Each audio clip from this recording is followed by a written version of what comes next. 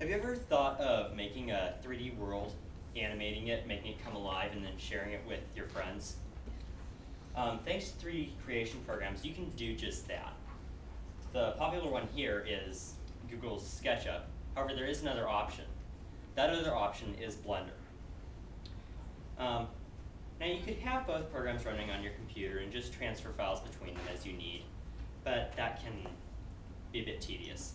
So it's easier to just have one program. I've used both programs for several years and done several school projects with both. So I'm going to talk about what platforms they support, features, what they can do, what file types they can use, how much they cost, how easy they are to use, and what your system needs to be able to run them. Blender can work on Windows 2000 or higher, XP, Vista, Windows 7, Mac OS X, and Linux. SketchUp, on the other hand, works on Windows XP and up, and Mac OS X 10.4 and up. Blender has modeling capabilities. You can texture your models, make them a certain color, add a picture to them. And you can rig them, give them bones, animate them. It also has physics and particles abilities for smoke, fire, water.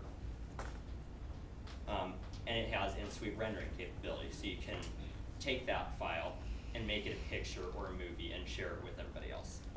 It also has game creation abilities, so you can build a game in this program. SketchUp has modeling abilities too. It also has some architectural tools, such as measuring and the like, as well as basic frame-by-frame animation capabilities. It also has view modification abilities, such as cutaways, so you can see the inside of your model while you're working on it. It also has a very large 3D warehouse where you can get access to user-generated content.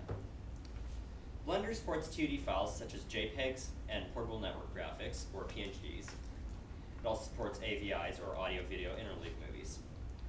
And 3D formats such as wavefront objects and Google SketchUp's DAEs.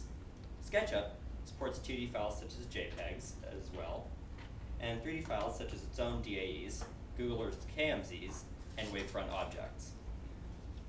Blender's free because it's an open source program. It's sort of hard to sell something that everybody can get to on the internet.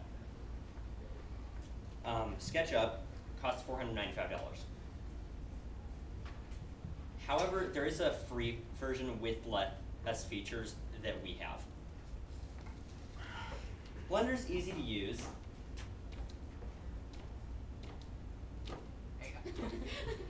Thanks to its intuitive controls.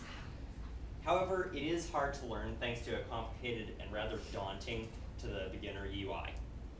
To quote Lyceum, it's like riding a bike. Once you learn, you just know how. However, it's a bit hard to learn to ride that bike. SketchUp, on the other hand, has a clean, simple UI thanks to its icon-based buttons. However, it still is a powerful application. To run Blender, you need a 300 megahertz or higher CPU, at least 20 megabytes of hard drive space, and a 3-button mouse for navigation. SketchUp needs a 1 gigahertz CPU or higher, and at least 16 gigabytes of hard drive space.